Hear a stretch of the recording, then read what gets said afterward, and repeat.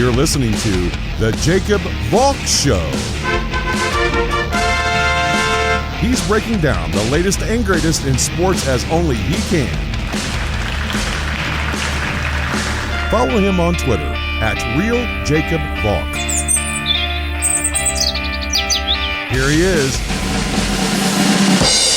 Jacob Valk. Hello,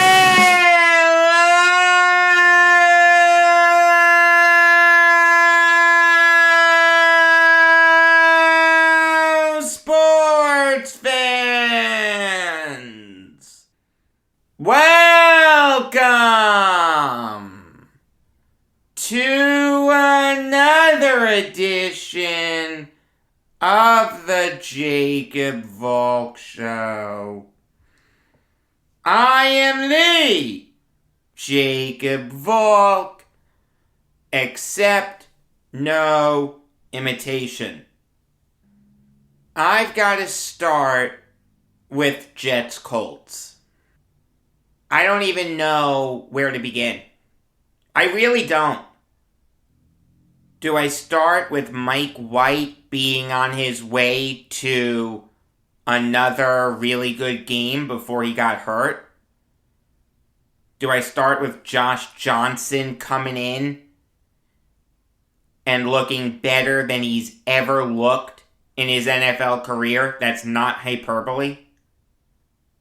Do I start with the Jets defense doing their best imitation of Swiss cheese?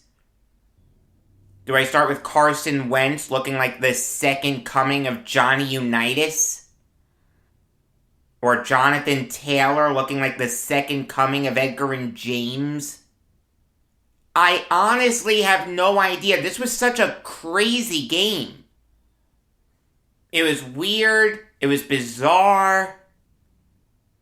There are a million things to get into. Fortunately, we have time. Mike White was on his way to having maybe a better game than he had against the Bengals. What did White do against the Bengals? Killed them with underneath stuff. It was death by a million cuts. The Colts were taking away the underneath stuff. So what did White do? He was actually throwing deep passes. And they were working. It was stunning.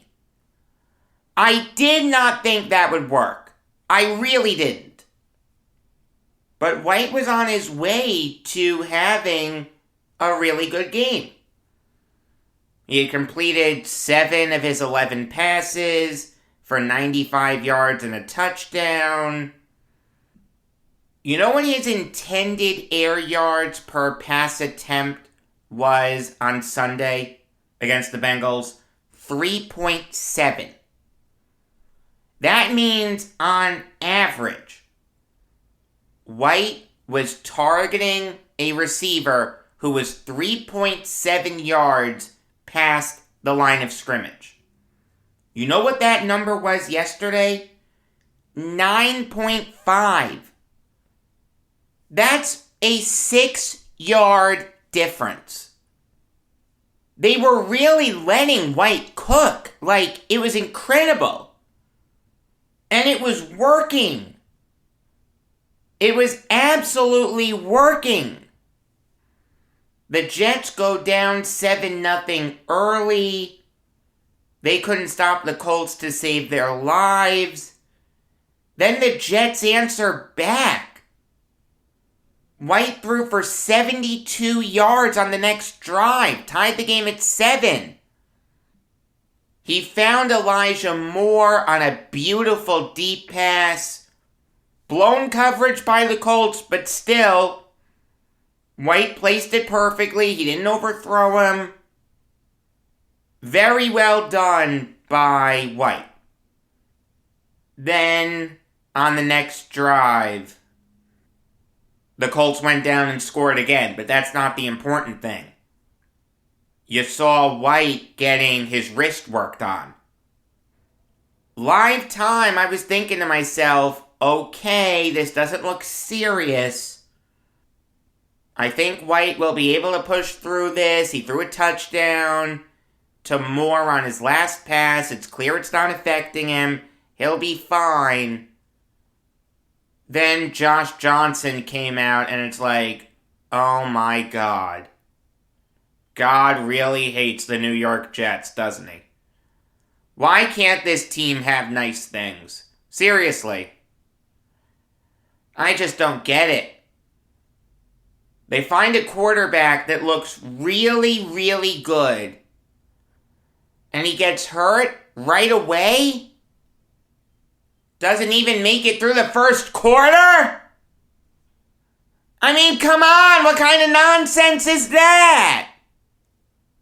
Literally, the worst case scenario was White getting hurt. The Jets' backup yesterday wasn't Joe Flacco, the guy who they traded for. It was Josh Johnson. Why was it Johnson over Flacco?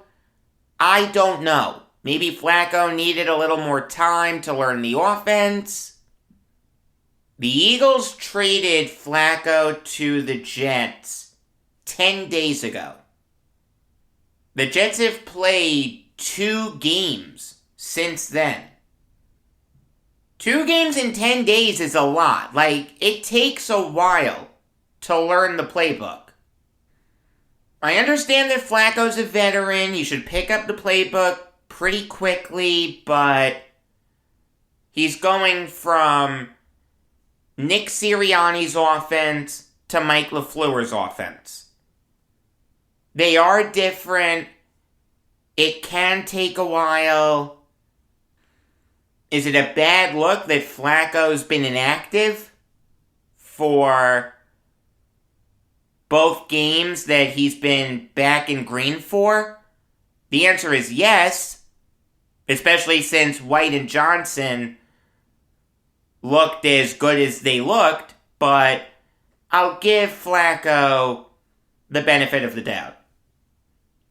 Learning a playbook takes time. I can't get too upset. I can get upset at Joe Douglas for trading for Flacco, especially since it seems like the Jets really didn't need him, but I'm not a Douglas fan anyway. But don't get upset at Flacco. I understand why he wouldn't be ready. Will he be ready for next week against the Bills? Hopefully. Will he be needed? I have no idea. Will it matter? No. That Jets defense was abhorrent. I don't know which defense was worse. The defense that you saw yesterday?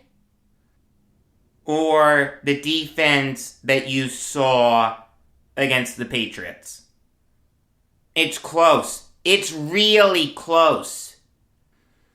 I understand that the Patriots put up more points, and Mac Jones, a bad quarterback, looked like the second coming of Tom Brady. But the Colts killed the Jets through the air and on the ground. Jonathan Taylor and Nyheim Hines looked like Paul Hornung and Jim Taylor. I mean, I know that Jonathan Taylor's a really good running back. He has an incredibly bright future. He's going to be a great player in this league for a long time. But there's no excuse for this Jets defense that was praised on Sunday for limiting Joe Burrow's effectiveness and slowing down Jamar Chase to give up 172 rushing yards and 2 touchdowns. That is over 9 yards per carry. That is atrocious. The Jets put up 30 points yesterday. You put up 30 points, you expect to win. But in the first half, The Colts scored a touchdown on every drive. They had 4 drives. The score was 28-10 at the half. The Colts had 10 drives in this game. They got points on 7 of those drives. Let's examine the 3 drives that they didn't get points on. The first one was the opening drive of the second half. The Colts had 1st and goal at the 7. So it's not like the Jets forced a punt or anything. Frank Reich made the decision to go for it on 4th and goal at the 2.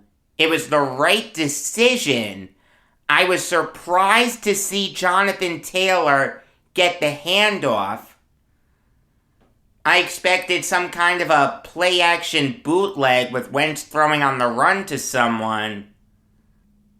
But that wasn't a good job by the Jets defense. Here's a crazy idea. Force a punt. Don't ask Josh Johnson to drive 99 yards down the field. The second drive was in the 4th quarter. There were 3.5 minutes left in the game. The Colts were up by 15 points. Instead of trying to run out the clock, the Colts tried to keep possession. Regardless, the Jets defense actually did force a 3 and out. Did it really matter? No, it was garbage time, but it was a 3 and out. And the third drive barely counts. It was a kneel down to end the game. So realistically, the Jets defense on 10 drives only had 1 good drive. The drive after Josh Johnson threw his 3rd touchdown pass. This Jets defense is worse than Greg Williams' defense. They look lost. They look undisciplined. They look like chickens with their heads cut off out there, running around with no idea what to do. There's no gap coverage. There's no nothing. This Jets defense is horrific. It's worse than we thought it would be entering the season. Like, here's the thing. To start out the season, the Jets defense actually looked pretty good. For their first 5 games, you didn't have a ton of complaints. They didn't look great, but they didn't look terrible. The offense was the bigger issue. But ever since the bye week, this defense has looked atrocious. Opposing teams seem to have figured them out. The reality is, CJ Mosley has not had that great a season. Neither is Sheldon Rankins, neither is Brandon Eccles, neither is Quinnen Williams. You know who the only good players on the Jets defense are? I'll tell you. John Franklin Myers, Foley Fatukasi, Bryce Hall, Javelin Guidry, and Michael Carter II. That's it. But even then, Hall, Guidry, and Carter aren't great. They're not bad. There are roles for them in the league. But none of them are number 1 corners. In a perfect world, none of them are number 2 corners. This is exactly what I said would happen when the Jets punted on adding quality corners. I knew they'd get torched. Believe it or not, I actually know a little bit about sports. Like, here's the thing. Robert Saleh got this job because he was regarded as a great defensive mind. called plays in the Super Bowl a couple years ago. Great leader of men, very smart guy. Seems like he has a good head on his shoulders. He brings in Jeff Ulbrich to call plays on defense. I said from the outset I wasn't crazy about Ulbrich calling plays. I wanted Saleh to call plays. Saleh called plays for the 2019 49ers that came very, very close to winning the Super Bowl. Robert Saleh needs to take over play calling from Jeff Ulbrich. It is just that simple. The Jets have given up at least 31 points in the last 3 games. You're not going to win by doing that. Realistically, the Jets should have won yesterday. You put up 30 points, you should win. If the Jets' defense is competent, they win yesterday. Say what you want about Josh Johnson, but you gotta be fair. He looked really good. I understand that most of his production came in garbage time. Totally get that. But the Jets weren't acting like it was garbage time. The Jets were playing their tails off. Johnson completed 27 of his 41 passes for 317 yards and 3 touchdowns. Mike LaFleur needs to stay in the booth. Don't let him down on the sidelines. Okay, I don't know why he's so much better up in the air than he is on the sidelines. I understand that you get a better view from upstairs than you do on the ground. But should that by itself account for this resurgence in production by the Jets offense? No. Is this an indictment of Zach Wilson? That White and Johnson, inferior talents, look great and Wilson has looked really bad? It's certainly not a good look for him. I mean, I have no idea who's going to start in 9 days against the Bills. The only thing that I can say with certainty is that it's not going to be Joe Flacco. I just don't see how you start Flacco given how Johnson played yesterday. You're going to say to a guy who threw for over 300 yards and 3 touchdowns, you're being benched? You wouldn't have said that to Mike White. Why are you saying it to Josh Johnson? You gotta be fair. You want to tell me White's younger? You're more invested in his success than you are Johnson's success? No. Then by that logic, you start Wilson, regardless of what White does. I think we can all agree on this. Whoever starts against the Bills needs to be at 100% capacity. So if Wilson's still not 100%, if White's not 100%, they're out of the equation. It seems like White should be ready to go in 9 days, but a lot can happen. I don't want to count my chickens before they hatch. Maybe Zach Wilson will be ready to go. Maybe he'll be 100%. I mean, I do think there's a universe where Zach Wilson starts against the Bills. You want to tell me that's throwing him to the dogs? No, I disagree with that. It's certainly not easy for his first game back, but he's an NFL quarterback. He's got to beat NFL defenses. I mean, here's the thing. In a perfect world, Zach Wilson's the answer at quarterback. I think we can all agree on that. As much as we love Mike White, I think you'd rather see Wilson work out. He's the second overall pick. He's 22. He's going to be a Jet for 3 to 4 more seasons. I think you'd rather have him. So if this setup with LaFleur in the booth and guys like Matt Cavanaugh and John Beck on the sidelines and Rob Calabrese and guys like that, if that's working for White and it's working for Johnson, I want to see Wilson get that chance.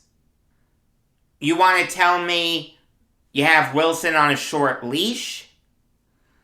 I understand your logic. I can't say you're wrong.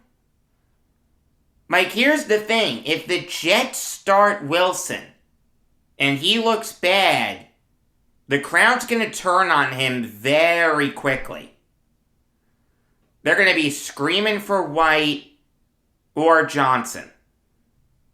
It's certainly not an ideal environment for Wilson because you know he's going to struggle against this great Bills defense, but at the end of the day, if White and Johnson can produce with the setup that the Jets have, Wilson needs to be able to produce.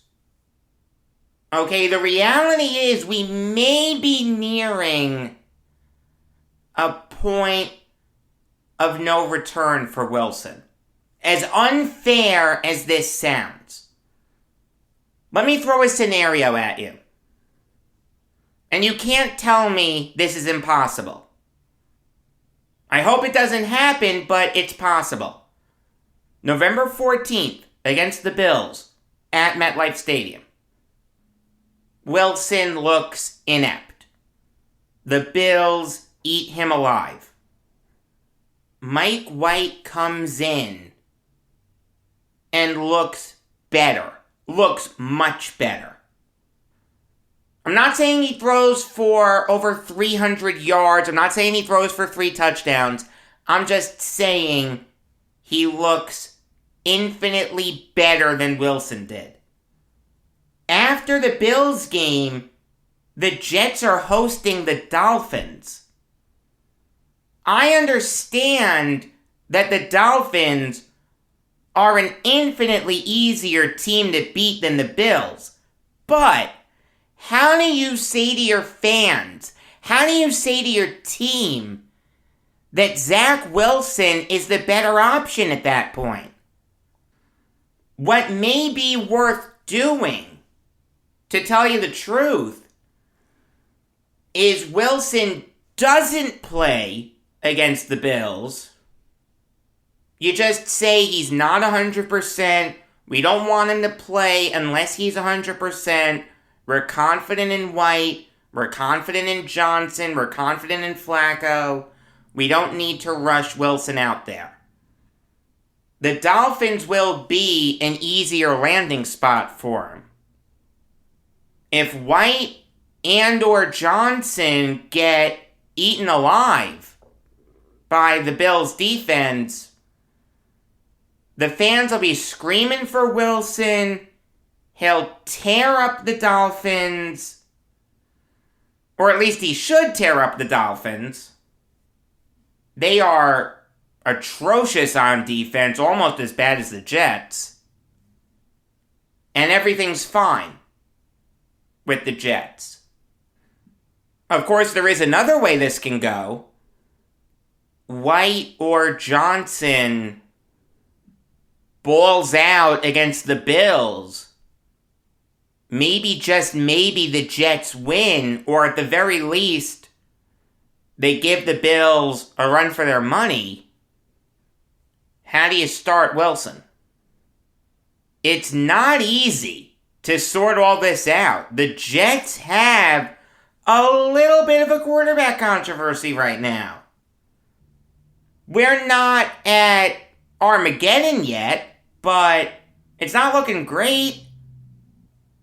In a perfect world, Wilson would have this job lock, stock, and barrel. The reality is he doesn't. Given how White and Johnson have looked, and given how shaky Wilson's looked, it's up in the air. If I was Robert Saleh, what I would do is this. Regardless of what quarterback I'm throwing out there, I'm keeping this current setup. LaFleur in the box, Matt Cavanaugh and John Beck and Rob Calabrese on the sidelines. For whatever reason, that seems to be working. If it ain't broke, don't fix it. I'd hold out Wilson against the Bills. I don't want his first game back to be against the best defense in the NFL.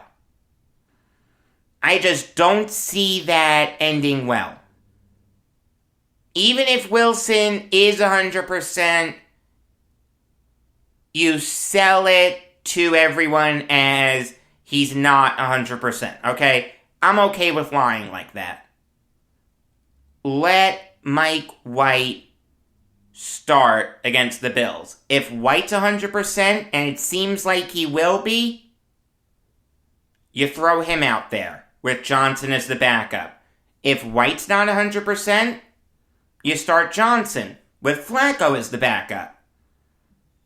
Then you see what happens, and you cross the Dolphins bridge when you get there. I mean, I don't know if Wilson's going to be 100% for the Bills game. We were told that his PCL injury would take 2 to 4 weeks. We're at 2 weeks right now. So by the time the Bills game rolls around, it'll be 3 weeks.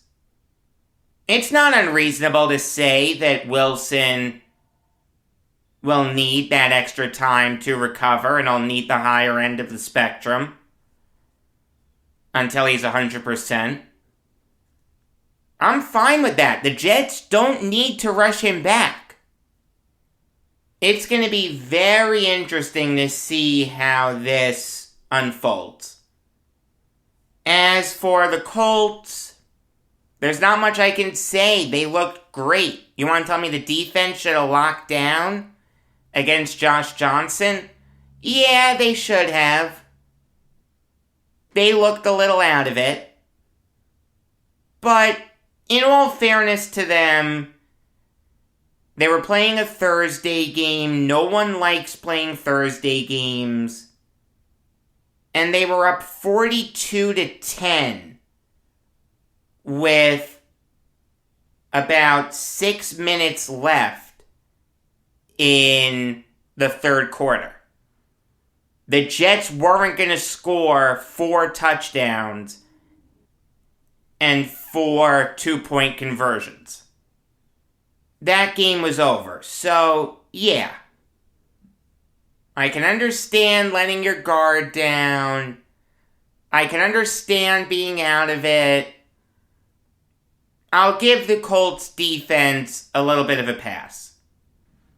Their offense was fantastic. Wentz looked great. Taylor looked great. Hines looked great. Incredibly dominant win for the Colts. There's really not much more I can say. They are a threat to overtake the Titans in the AFC South with Derrick Henry hurt.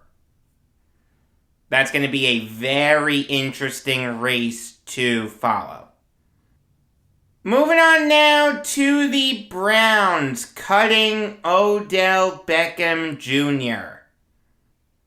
Oh, how the mighty have fallen. Remember when Odell Beckham was great? Remember when he was the toast of the NFL? The circus catch over Brandon Carr on Sunday Night Football? I mean, he's without question the most dominant pass catcher in Giants history. I'm not saying he had the best career. I'm saying in terms of peak value, in terms of dominance.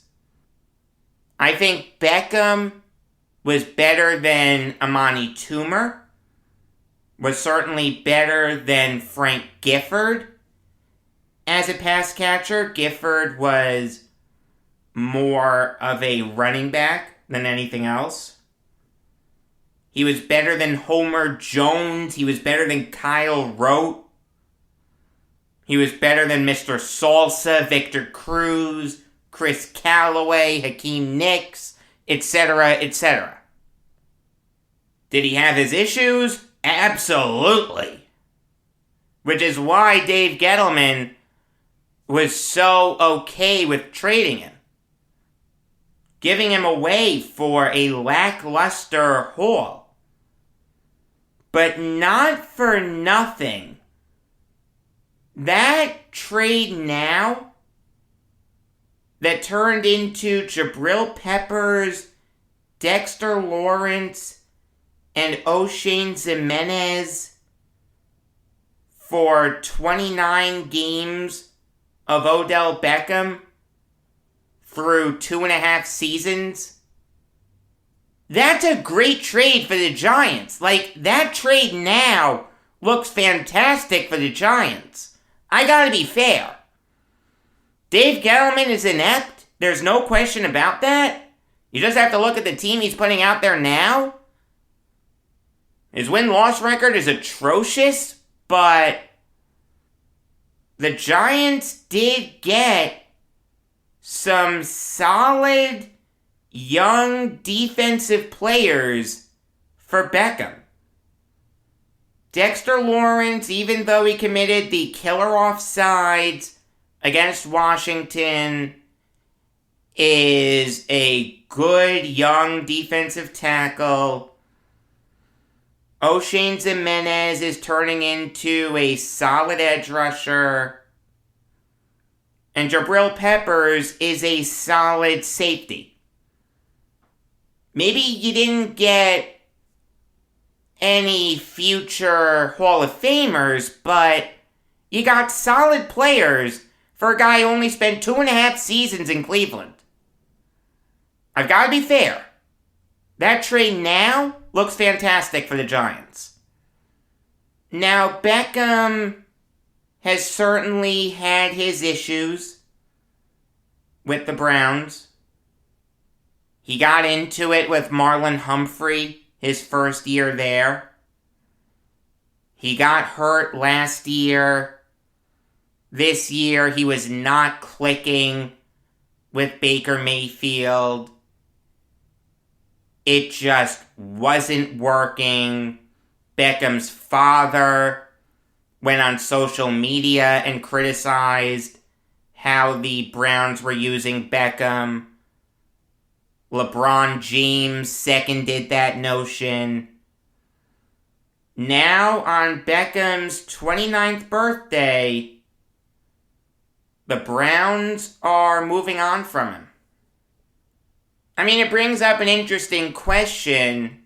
Whose fault is it that Beckham didn't work out in Cleveland? Is it Beckham's fault? Is it Baker Mayfield's fault?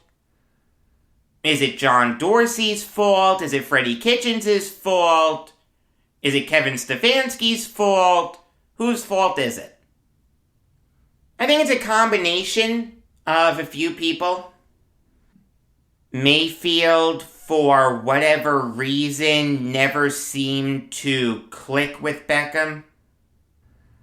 I mean, people are killing Baker Mayfield now. They're saying, oh, he's terrible, the Browns are never going to win anything with him, he's a bust, blah, blah, blah. Steve Smith criticized him. Look, I like Mayfield. I think he's a good quarterback. I don't think he's a great quarterback. See, the thing with the Browns is Mayfield doesn't need to be great because he has Nick Chubb and Kareem Hunt. I mean, Mayfield doesn't air it out a lot. He gets the ball to guys like Hunt, David Njoku, and Austin Hooper, with a little bit of Jarvis Landry, Rashard Higgins, and Donovan Peoples-Jones sprinkled in. Landry hasn't really clicked with Mayfield either. It's certainly not as bad as the Mayfield-Beckham connection, but Landry only has 16 catches for 182 yards this year. He has no touchdowns. Last year, he only had 3 touchdowns. That connection hasn't been great recently. I mean, the reality is Mayfield, while he's not a game manager, he's better than that. He's only slightly above that. He's not in the Allen, Mahomes, and Jackson tier, but he's not in the Kirk Cousins tier. I like Mayfield. I think he has talent, but he does deserve some blame for not making it work with Beckham. I think Kevin Stefanski deserves some blame for not integrating Beckham more into the offense. I mean, that plays into Beckham deserving some of the blame. He can keep his mouth shut. He can tell his father to keep his mouth shut. He can say to LeBron, hey, you don't need to do this. I appreciate it, but I'm happy in Cleveland. You don't need to go that route. But for whatever reason, Stefanski just doesn't use his wide receivers a lot. The Browns' offense is very running back and tight end based. Not a lot of room for wide receivers. It's a weird offense. I mean, Beckham does have a right to be upset that he really hasn't been used a lot. Only 17 catches for 232 yards and no touchdowns. 2 of the better wide receivers in the NFL, Beckham and Landry, are both on the Browns. They've combined for 33 catches for 414 yards and no touchdowns. That's not good. Like, Beckham has a right to be upset that he's not being used a lot. He's better than this. But I've got to be fair. This is now the second team that he's forced his way out of. Shades of Terrell Owens. The reality is Beckham is great, but there is a limit. Some of the nonsense you can put up with, but when you have people like Odell Beckham Sr. and LeBron James publicly criticizing the Browns for Beckham not being used more, you have to move on from him. This was the right decision by the Browns. It should have worked out in Cleveland. There was no good reason why Beckham couldn't have been the second coming of Paul Warfield. I mean, it really should have worked in Cleveland. Unfortunately, it didn't. And now, it's going to be very interesting to see where Beckham ends up. Let's think about it. What teams would want Beckham? And what teams would Beckham want to go to? Realistically, this is the route that Beckham's going to go.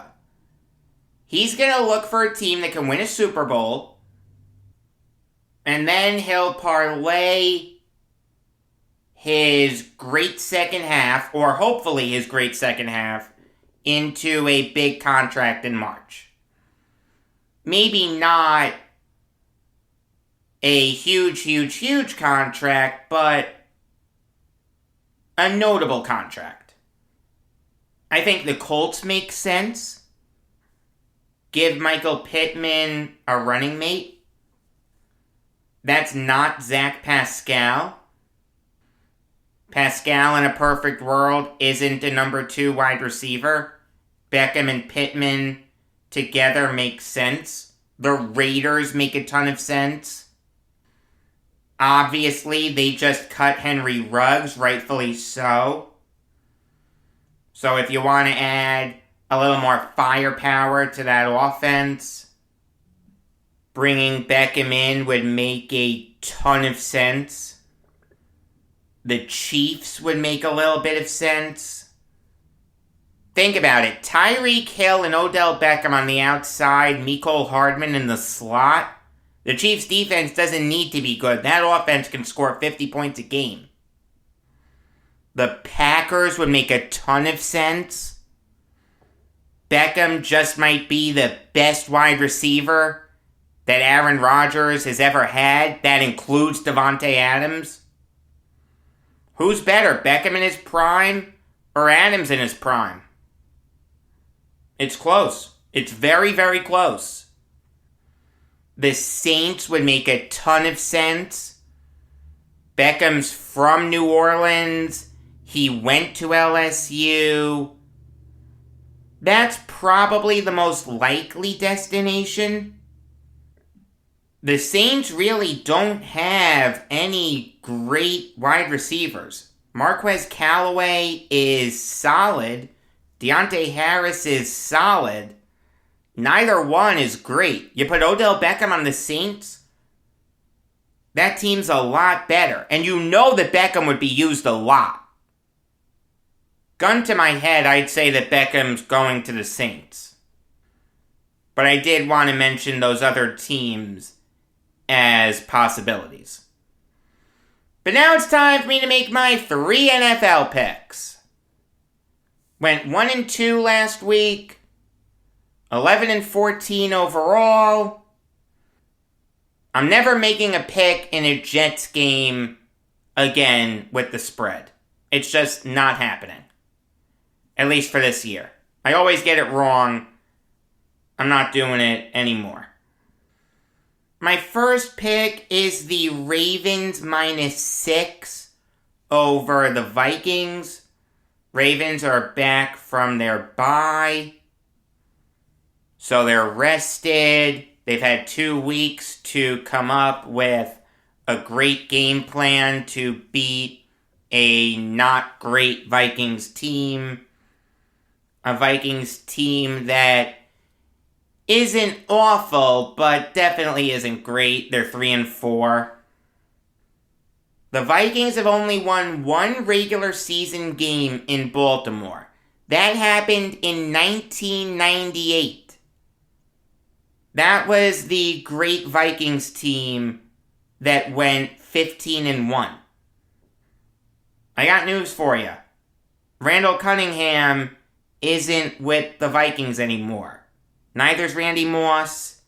Neither's Chris Carter. Neither's Robert Smith. The Ravens are going to win that game comfortably. For my upset, I like the Falcons +6 over the Saints. The Saints are without Jameis Winston. Trevor Siemian's going to start for them. His first time starting since 2019. The Saints passing game wasn't good with Winston at the helm. It's going to be worse with Siemian at the helm. I understand that Siemian looked solid against the Buccaneers. But realize, the Falcons have had all week to prepare for Siemian. Now that there's fresh tape on him, it's going to be a little easier for defenses to make him work. I do think the Falcons will cover this spread. Maybe not win, but I do think they'll cover +6. And for my final pick, I don't know how the Chargers are this low against the Eagles. I understand that this game is in Philly, but the Chargers are infinitely better than the Eagles. Give me the Chargers minus 1.5 against the Eagles. Look, the Chargers have been struggling recently. They've lost 2 straight. The last game they won was on October 10th against the Browns. They gave up 42 points. They then got blown out against the Ravens and lost to an inferior Patriots team. But the Chargers are miles better than the Eagles. Hallelujah. The Eagles blew out a dreadful Lions team. The Lions are garbage. The Lions are the worst team in the NFL. I can't read anything into that. Justin Herbert or Jalen Hurts? Who are you taking? You're taking Herbert. Austin Eckler or Kenneth Gainwell? Who are you taking? You're taking Eckler. Keenan Allen versus Devontae Smith. Who are you taking? You're taking Allen. Nothing against Smith, but Allen's better. In fact, Mike Williams is probably better than Devontae Smith. The Chargers are light years ahead of the Eagles. They're going to win this game easily. So my picks are Ravens minus 6, Falcons plus 6, and Chargers minus 1.5. Alright, now I'll give you some MLB Valk talk. A lot of news involving team and player options. But I want to focus on the Yankees because they're my favorite team. And this is the Jacob Valk Show. Brett Gardner and Darren O'Day are both free agents. They declined their player options. The Yankees could have brought them back on team options, but they declined. It's going to be very interesting to see what happens with Gardner. Lifetime Yankee, fan favorite, plays the game the right way, but he only hit .222 with 10 home runs and 39 RBIs. In the first half, he hit just .194 with 3 home runs and 13 RBIs. He rebounded in the second half, hit .250 with 7 home runs and 26 RBIs. But it's fair to wonder how effective Gardner can be. Realize, he's 38.